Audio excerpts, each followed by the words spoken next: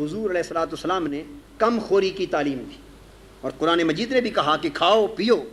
لیکن اسراف نہ کرو، لا یحب المسرفین، بیلنسڈ ڈائٹ کا حکم دیا۔ بیلنسڈ ڈائٹ اٹ سیلف آپ کی صحت کے تحفظ کی ضمانت ہے، اور قرآن مجید افراط و تفریط سے بچا کر معتدل خوراک اور غذا کی بات کر رہا ہے۔ اور حضور علیہ الصلوۃ والسلام نے فرمایا، بخاری اور مسلم کی متفق علیہ حدیث ہے، المسلم یاکل فی معن واحد،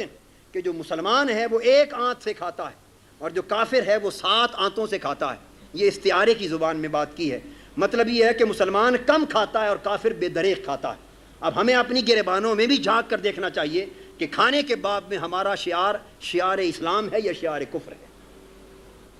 اور دیلمی روایت کرتے ہیں مسند الفردوس میں، حضور علیہ الصلوۃ والسلام نے فرمایا کہ اللہ رب العزت زیادہ کھانے والے شخص اور بھوک سے بڑھ کر کھانے والے شخص کے ساتھ اللہ نفرت فرماتا ہے۔ اور ایک حدیث میں ہے جو ابن ماجہ میں کہ حضور نے فرمایا بہت زیادہ کھانے والے شخص سے پناہ مانگو۔ اور سنن ابن ماجہ میں حدیث حضور علیہ الصلوۃ والسلام نے فرمایا کہ معدہ 3 حصوں پر مشتمل، اس کی 1/3 کھانے کے لیے، 1/3 پینے کے لیے رطوبات کے لیے، 1/3 سانس کے لیے۔ یہ وہ ریسرچ ہے، یہ وہ ڈکلیریشن ہے جو معدے کی تقسیم کے بارے میں حضور علیہ الصلوۃ والسلام نے 1400 سال پہلے بیان فرمایا۔ آج معدے کی اندر کی امراض کی تحقیق کے لیے جو بیریم میل ٹیسٹ ایجاد ہوا ہے، بیریم میل ٹیسٹ کرنے کے لیے جب آپ دوائی ڈالتے ہیں تو آقا دو جہاں کے بیان کردہ تینوں حصص معدے کے کھل کر سامنے آ جاتے ہیں، اس وقت پتہ چلتی ہے،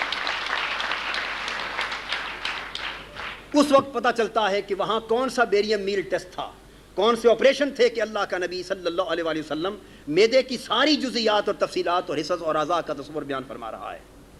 اور پھر حضور علیہ الصلوۃ والسلام نے بسیار خوری سے اس لیے منع فرمایا اور کم خوری کا حکم اس لیے دیا کہ متعدد امراض کی بنیاد بسیار خوری ہے۔ یعنی آج کے کارڈیالوجسٹ اور امراض قلب کے علاج کی تمام ایسوسیشنز دنیا بھر میں آل اوور دی ورلڈ، مشرق سے مغرب تک جہاں جائیں وہ لکھتی ہیں، پمفلیٹس چھاپتی ہیں، کتابیں چھاپتی ہیں اور عنوان لگاتی ہیں کہ دل کی ساری مرضیں پیٹ کے راستے سے جاتی ہیں، ساری مرضیں معدے کے راستے سے جاتی ہیں۔ یہ بات آج متحقق ہو چکی ہے کہ ساری امراض قلب کا تعلق بنیادی طور پر بسیار خوری یا غذا کی بد پرہیزی میں ہے۔ اسی بسیار خوری سے امراض قلب جنم لیتی ہیں، اسی سے الٹیمیٹلی ذیابیطس یعنی ڈائبٹیز جنم لیتی ہے۔ جب آدمی زیادہ کھاتا ہے تو زیادہ کھانے سے، میں عرض کر رہا ہوں کہ حضور علیہ الصلوۃ والسلام نے زیادہ کھانے کو اتنی شدت کے ساتھ کیوں مذموم قرار دیا اور اتنی سختی کے ساتھ بسیار خوری سے کیوں منع فرمایا؟ یوں ہی لگتا ہے کہ بسیار خوری کے نقصانات بھی بہت زیادہ ہی ہوں گے، جس وجہ سے حضور نے شدت کے ساتھ منع فرمایا اور یہاں تک کہ کہا کہ پناہ مانگو بسیار خور سے۔ ریزن کیا ہے؟ کہ یہ بڑی بڑی موذی امراض کا باعث ہے، جن میں ڈائبٹیز ہے۔ جب آدمی زیادہ کھاتا ہے تو اس زیادہ کھانے کے نتیجے میں لبلبے کو، پینکریاس کو زیادہ کام کرنا پڑتا ہے، اور وہ زیادہ کام کر کر کے اس کے خلیے یعنی سیلز تھک جاتے ہیں۔ جب تھک جاتے ہیں وہ کام کرنا چھوڑ دیتے ہیں، جب وہ کام کرنا چھوڑ دیتے ہیں اس کے نتیجے میں انسولین کم ہو جاتی ہے، وہ ہارمون جو پینکریاس، جب انسولین کم ہو جاتی ہے تو اس کے نتیجے میں وہ اس سے جو کھانے کی شوگر جو کیلوریز میں بدلتی تھی، حرارے بنتے تھے، اس میں بدلنا اور استعمال ہونا بند ہو جاتی ہے اور وہ شکر خون میں جمع ہونا شروع ہو جاتی ہے، اس سے شکر کی مقدار بڑھ جاتی ہے اور اسی کو ڈائبٹیز کہتے ہیں۔ میں سوال کرتا ہوں آج اس جوان ذہن سے،